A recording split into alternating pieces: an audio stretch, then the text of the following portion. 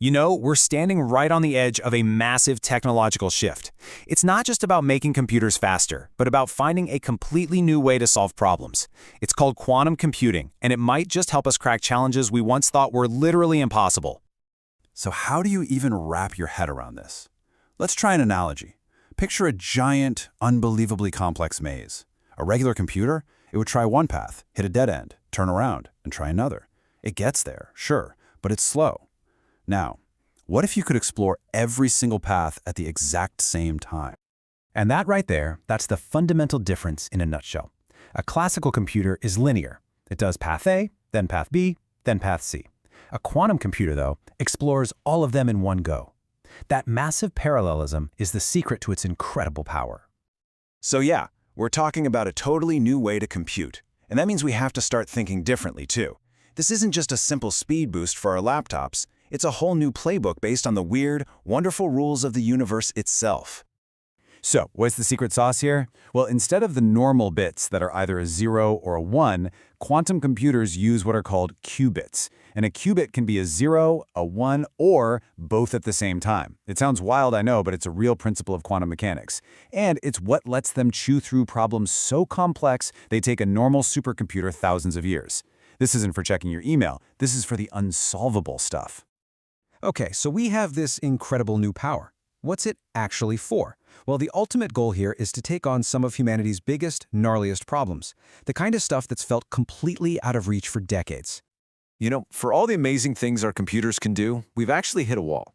There are certain problems with so many moving parts, so many variables that even our best and brightest supercomputers just choke on them. And here's an example that might just blow your mind. You'd think modeling a simple little caffeine molecule, the stuff in your coffee, would be a piece of cake, right? Nope. Its quantum interactions are so ridiculously complex that our best supercomputers can't get it right. And if we can't even fully map caffeine, just think about the challenge of trying to simulate a new protein to fight cancer. And this is where the potential just becomes staggering. We're talking about simulating how a new drug will work in the human body, in minutes, not decades. Or designing the perfect, most efficient battery material you can imagine, atom by atom.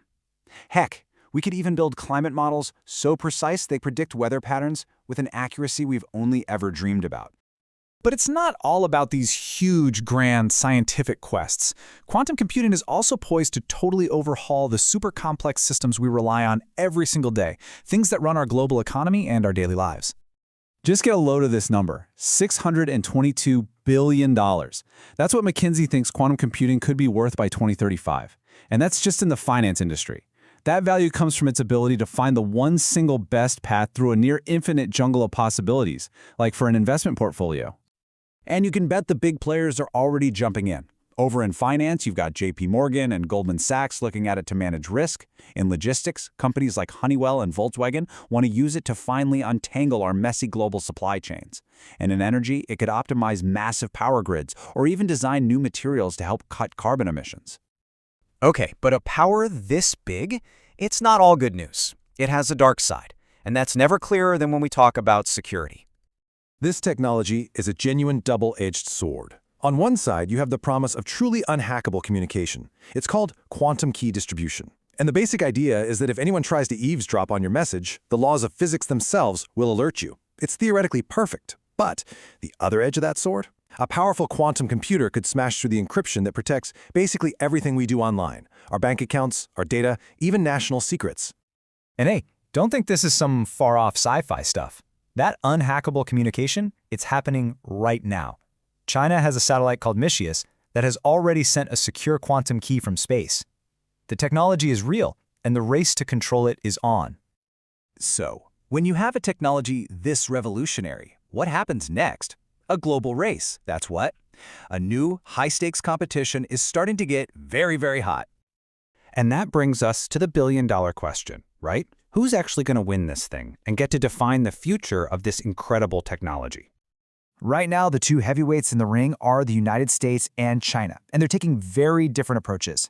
The US is really leaning on its huge tech companies. We're talking Google, Microsoft, IBM, backed by government money.